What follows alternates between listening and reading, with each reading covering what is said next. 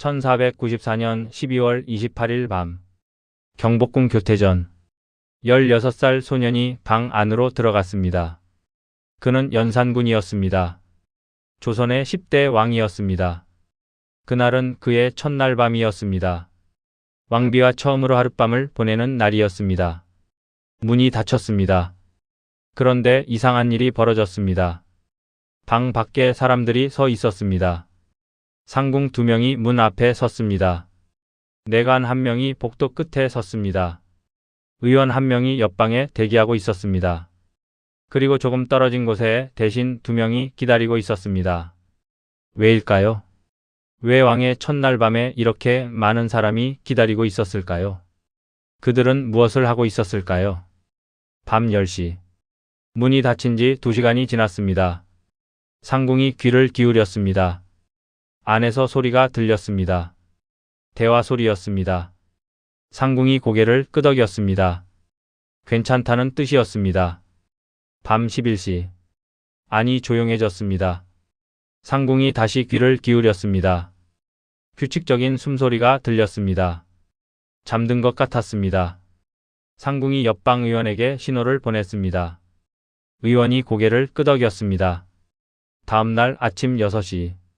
상궁이 문을 두드렸습니다. 마마, 기상하셔야 합니다.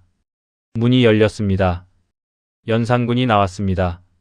상궁이 물었습니다. 마마, 밤은 편히 주무셨습니까? 연산군이 대답했습니다. 그러하였소. 상궁이 다시 물었습니다. 중궁전께서는 어떠하십니까? 이 질문이 중요했습니다. 연산군이 잠시 망설이다 대답했습니다. 별일 없었소. 상궁이 안으로 들어갔습니다. 왕비를 확인해야 했습니다. 왕비가 침대에 누워 있었습니다. 얼굴이 창백했습니다. 눈물 자국이 있었습니다. 상궁이 조심스럽게 물었습니다. 중궁전 괜찮으십니까? 왕비가 고개를 끄덕였습니다. 말은 하지 않았습니다. 상궁이 이불을 확인했습니다. 그리고 밖으로 나왔습니다. 복도에서 기다리던 대신들에게 말했습니다. 무사히 마치셨습니다. 대신들이 고개를 숙여 절했습니다. 그리고 왕에게 축하 인사를 올리러 갔습니다. 이상하지 않으십니까? 왕의 첫날 밤에 왜 이렇게 많은 사람이 지켜보고 있었을까요? 왜 상궁이 이불을 확인했을까요? 왜 대신들이 결과를 기다리고 있었을까요? 조선에서 왕의 첫날 밤은 사적인 일이 아니었습니다. 국가의 일이었습니다. 성종실록 1479년 기록입니다. 왕의 첫날 밤에는 반드시 상궁이 지켜봐야 한다. 다음 날 아침 상궁은 대신들에게 보고해야 한다. 지켜봐야 한다고 했습니다. 무엇을 지켜봤을까요? 보고해야 한다고 했습니다. 무엇을 보고했을까요? 1681년 숙종의 첫날 밤. 이날도 상궁들이 문 밖에서 기다렸습니다. 그런데 문제가 생겼습니다. 밤 12시가 넘었는데도 안에서 아무 소리도 들리지 않았습니다. 상궁들이 걱정하기 시작했습니다. 새벽 1시. 여전히 조용했습니다. 상궁이 조심스럽게 문을 두드렸습니다. 마마, 괜찮으십니까? 안에서 숙종의 목소리가 들렸습니다. 물러가시오. 상궁이 물러났습니다. 하지만 계속 기다렸습니다. 새벽 3시. 드디어 안에서 소리가 들렸습니다. 상궁이 안도의 한숨을 쉬었습니다. 왜 이렇게까지 했을까요? 왕의 첫날 밤이 왜 이렇게 중요했을까요? 답은 하나였습니다. 후계자. 왕의 아들을 낳아야 했기 때문입니다. 조선에서 왕의 첫날 밤은 후계자를 만드는 첫 번째 기회였습니다. 그래서 확인했습니다. 제대로 되었는지 문제는 없었는지. 하지만 여기서 끝이 아니었습니다. 첫날 밤 이후에도 감시는 계속되었습니다. 왕이 왕비와 함께 보내는 모든 밤이 기록되었습니다. 승정원 일기를 보면 놀라운 기록이 있습니다. 년월 1 왕이 중궁전에 나아가셨다. 이 문장이 계속 반복됩니다. 왕이 왕비방에 간 날이 모두 기록되어 있었습니다. 왜일까요? 임신 확인 때문이었습니다. 왕비가 임신하면 역산을 해야 했습니다. 언제 임신했는지 아이 아버지가 정말 왕이 맞는지 확인해야 했습니다. 그래서 왕이 왕비를 만난 날을 모두 기록했습니다. 하루도 빠짐없이. 그렇다면 첫날 밤은 어떻게 준비되었을까요? 왕과 왕비는 첫날 밤에 무엇을 했을까요? 지금부터 그 이야기를 풀어보겠습니다.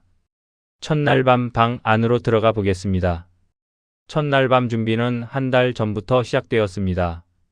왕과 왕비 모두 교육을 받았습니다. 어떤 교육이었을까요? 1418년 세종실록에 기록이 있습니다. 왕세자의 혼례를 앞두고 상궁이 방법을 가르쳤다. 방법. 무슨 방법이었을까요? 첫날 밤의 방법이었습니다. 왕은 내관에게 교육을 받았습니다. 내관이 그림을 보여주었습니다. 추나도라고 불리는 그림이었습니다. 남녀의 관계를 그린 그림이었습니다. 내관이 설명했습니다. 마마, 이렇게 하셔야 합니다. 왕은 그림을 보며 배웠습니다. 하지만 실제로는 어떻게 해야 할지 막막했습니다. 대부분의 왕은 10대 중반이었습니다. 15살, 16살. 아무것도 모르는 나이였습니다. 왕비도 교육을 받았습니다. 상궁이 가르쳤습니다. 중궁전 이렇게 하셔야 합니다. 왕비는 더 어렸습니다. 12살, 13살, 14살. 무서웠습니다. 무슨 일이 벌어질지 몰랐습니다. 어떤 왕비는 울면서 거부했다고 합니다. 저는 못하겠습니다. 하지만 선택권이 없었습니다. 왕비로 간택된 순간 이미 정해진 일이었습니다. 첫날 밤 당일. 저녁 8시 왕이 왕비 방으로 갔습니다. 상궁이 문을 열어주었습니다. 왕이 들어갔습니다. 방 안에는 왕비가 앉아 있었습니다. 붉은 치마, 붉은 저고리, 화려한 옷을 입고 있었습니다. 하지만 고개를 숙이고 있었습니다. 왕을 쳐다보지 않았습니다. 왕도 어색했습니다. 안녕하시오. 왕비가 작은 목소리로 대답했습니다. 예, 마마. 그리고 침묵이 흘렀습니다. 왕도 왕비도 무슨 말을 해야 할지 몰랐습니다. 10분, 20분, 30분. 그저 앉아서 서로를 힐끔힐끔 쳐다볼 뿐이었습니다. 밖에서 상궁이 기다리고 있었습니다. 왜 소리가 안 나지? 대화라도 하고 있나? 1544년 인종의 첫날 밤. 이날 인종은 너무 긴장한 나머지 아무것도 하지 못했습니다. 그냥 앉아서 밤을 샜습니다. 왕비도 긴장해서 아무 말도 하지 못했습니다. 새벽이 되자 인종이 말했습니다. 이제 나가봐야겠소. 왕비가 고개를 끄덕였습니다. 인종이 방을 나왔습니다. 밖에서 기다리던 상궁이 깜짝 놀랐습니다. 벌써? 뭔가 잘못되었나? 상궁이 안으로 들어가 왕비에게 물었습니다. 중궁전 어떠하셨습니까? 왕비가 고개를 저었습니다. 아무 일도 없었습니다. 상궁이 당황했습니다. 이건 문제였습니다. 첫날 밤에 아무 일도 없었다. 후계자를 만들 수 없다는 뜻이었습니다. 상궁이 급히 대신들에게 보고했습니다. 대신들이 모여 회의를 했습니다. 이를 어쩌면 좋겠는가? 마마께서 너무 긴장하신 것 같습니다. 다시 시도해야 합니다. 그래서 다음 날 밤 인종은 다시 왕비 방으로 갔습니다. 이번에는 상궁이 미리 왕에게 조언했습니다. 마마, 너무 긴장하지 마십시오. 편하게 하시면 됩니다. 하지만 쉽지 않았습니다. 대부분의 왕은 첫날 밤에 실패했습니다. 너무 어렵기 때문입니다. 너무 긴장했기 때문입니다. 그래서 며칠, 몇 주, 심지어 몇 달이 걸리기도 했습니다. 제대로 첫날 밤을 치르기까지. 하지만 어떤 왕은 달랐습니다. 연산군 일기를 보면 이런 기록이 있습니다. 왕이 지나치게 자주 중궁전에 나아간다. 신하들이 자제를 청했으나 듣지 않았다. 연산군은 첫날 밤 이후 거의 매일 왕비를 찾아갔습니다. 신하들이 걱정했습니다. 마마, 몸을 돌보셔야 합니다. 하지만 연산군은 듣지 않았습니다. 왕비는 어땠을까요? 1623년 인조의 왕비가 상궁에게 한 말이 기록되어 있습니다. 너무 자주 오시니 피곤하다. 하지만 거부할 수 없다. 왕비도 힘들었습니다. 하지만 거부할 수 없었습니다. 왕의 명령이었으니까요. 후계자를 만들어야 했으니까요. 그렇다면 첫날 밤 방은 어떻게 생겼을까요? 1795년 정조가 왕세 자순조 혼례를 위해 준비한 방의 기록이 남아 있습니다. 원행을 묘정리에게 상세히 적혀 있습니다. 방 크기는 약 20평. 큰 침대가 중앙에 있었습니다. 붉은 비단으로 덮여 있었습니다. 벽에는 병풍이 둘러쳐져 있었습니다. 그림이 그려진 병풍이었습니다.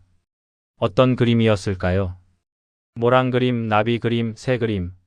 모두 상징이 있었습니다.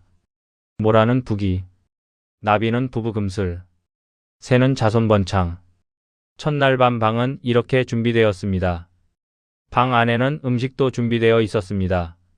과일, 떡, 차. 하지만 대부분의 왕과 왕비는 먹지 못했습니다. 너무 긴장했기 때문입니다. 첫날 밤이 끝나면 상궁이 방을 확인했습니다. 무엇을 확인했을까요? 이불을 확인했습니다.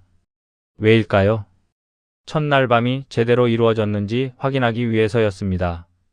이불에 흔적이 있으면 제대로 된 것이었습니다. 없으면 다시 시도해야 했습니다. 그리고 그 결과가 기록되었습니다. 승정원 일기에 이렇게 적혔습니다. 어느 년 어느 월 어느 일 왕이 중궁전에 나아갔다. 상궁이 보고하기를 무사히 마쳤다고 했다. 이 기록이 남았습니다. 왕의 가장 사적인 순간이 기록으로 남았습니다. 왕비는 어떤 기분이었을까요? 1627년 인조의 왕비가 쓴 글이 남아 있습니다. 개인 편지였습니다. 친정 어머니에게 보낸 편지였습니다. 어머니, 저는 매일 밤이 두렵습니다. 언제 마마가 오실지 모릅니다. 밖에서 사람들이 듣고 있다는 것도 압니다. 부끄럽고 창피합니다. 하지만 이것이 제 운명입니다. 왕비에게 첫날 밤은 두려움이었습니다. 부끄러움이었습니다. 하지만 피할 수 없는 운명이었습니다. 왕은 어땠을까요? 1649년 효종이 신하에게 한 말이 기록되어 있습니다. 첫날 밤은 내 인생에서 가장 긴장한 날이었다. 밖에서 사람들이 기다리고 있다는 것을 알았다. 다음날 보고해야 한다는 것도 알았다. 실패하면 안 된다는 압박감이 컸다. 왕에게도 첫날 밤은 시험이었습니다. 실패할 수 없는 시험이었습니다. 이것이 조선 왕실의 첫날 밤이었습니다. 사랑도 없었습니다. 자유도 없었습니다. 그저 의무였습니다. 국가의 일이었습니다. 후계자를 만들어야 하는 의무. 그것이 전부였습니다. 그렇다면 일반 백성들의 첫날 밤은 어땠을까요? 왕실과 달랐을까요? 지금부터 그 이야기를 풀어보겠습니다. 왕실만 이랬을까요? 아닙니다. 양반집도 비슷했습니다. 1790년 한 양반이 쓴 일기가 남아 있습니다. 그는 자신의 첫날 밤을 이렇게 기록했습니다. 혼례를 치르고 밤이 되었다. 신부방으로 들어갔다. 하지만 문 밖에 시어머니가 서 계셨다. 귀를 기울이고 계셨다. 나는 아무것도 할 수 없었다. 새벽까지 그저 앉아 있었다. 양반집도 첫날 밤을 감시했습니다. 왜일까요? 이유는 왕실과 같았습니다. 후계자. 아들을 낳아야 했습니다. 가문을 이어야 했습니다. 그래서 첫날 밤이 제대로 이루어졌는지 확인했습니다. 임원경제지 1820년 기록입니다. 혼례 후 첫날 밤 시어머니는 며느리 방 밖에서 기다려야 한다. 다음날 아침 이불을 확인해야 한다. 시어머니가 확인했습니다. 왕실의 상궁처럼. 1856년 한 양반 여성이 쓴 글이 있습니다. 귀합 청서보다 더 사적인 글이었습니다. 그녀는 이렇게 썼습니다. 첫날 밤은 여자에게 가장 두려운 밤이다. 무슨 일이 벌어질지 모른다.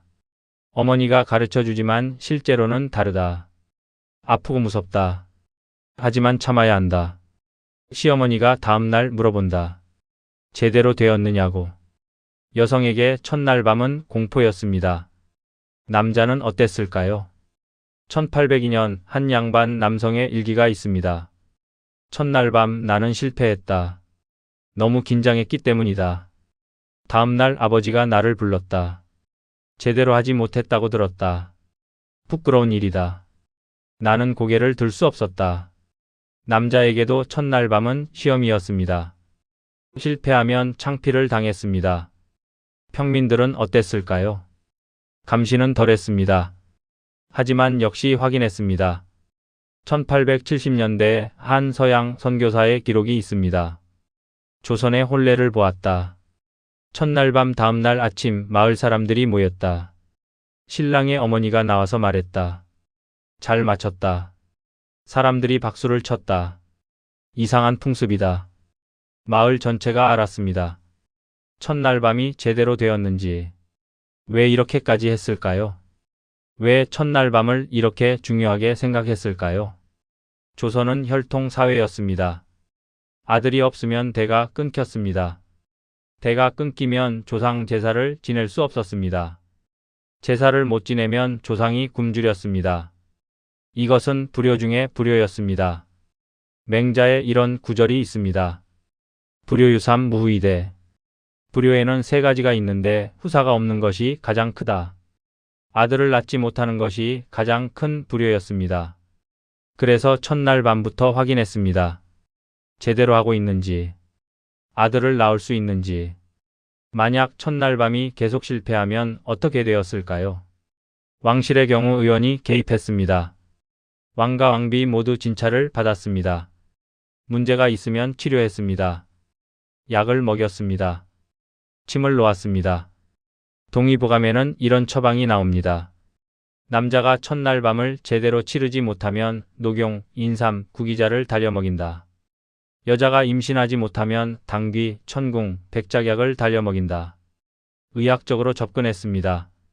그래도 안 되면 양반집의 경우 남자는 첩을 들였습니다. 여자는 쫓겨났습니다. 칠거지약. 아내를 쫓아낼 수 있는 7가지 이유가 있었습니다. 그중 첫 번째가 무자 아들이 없는 것이었습니다. 1635년 한 양반 여성이 쫓겨났습니다. 결혼 10년 만이었습니다. 아들을 낳지 못했기 때문이었습니다. 그녀가 친정에 돌아가 쓴 글이 남아 있습니다. 10년을 잘 섬겼다. 시어머니 말씀도 잘 들었다. 하지만 아들을 낳지 못했다. 그것이 나의 죄다. 이제 나는 쓸모없는 사람이다. 아들을 낳지 못한 여자는 쫓겨났습니다. 첫날 밤은 그래서 중요했습니다. 아들을 만드는 첫 번째 기회였으니까요. 실패할 수 없었습니다. 왕도 양반도 평민도 모두에게 첫날 밤은 의무였습니다.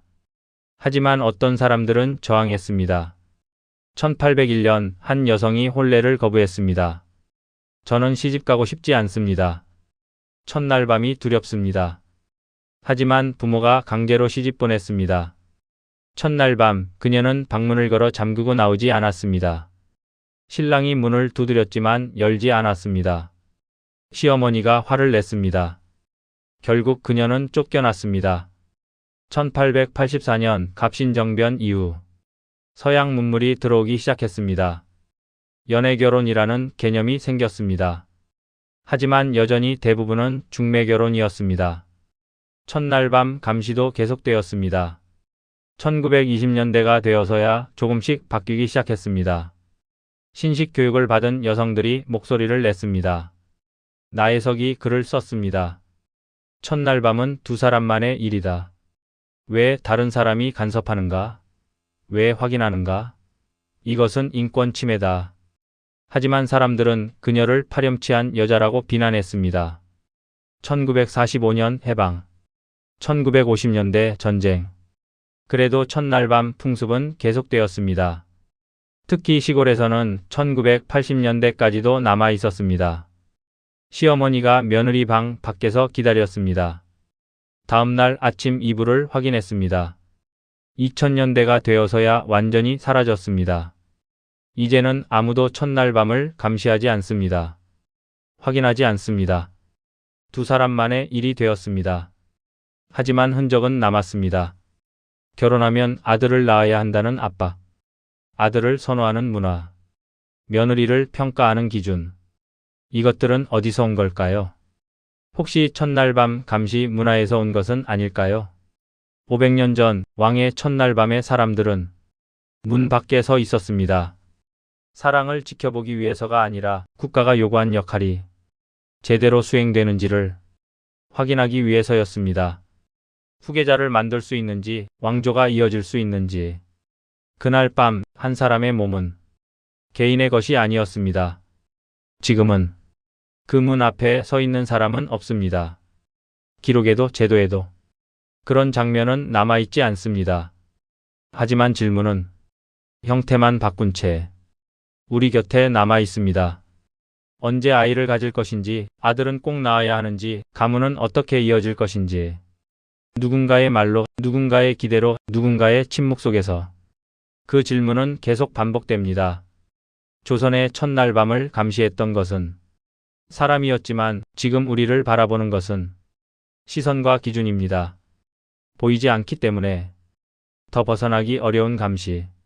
우리는 정말 자유로워졌을까요? 아니면 문만 사라진 채 여전히 누군가의 기대 속에서 살아가고 있는 걸까요? 이 질문은 500년 전의 이야기가 아니라 지금 우리의 이야기일지도 모릅니다. 이런 기록을 계속 전해드리기 위해 구독으로 함께 해주세요.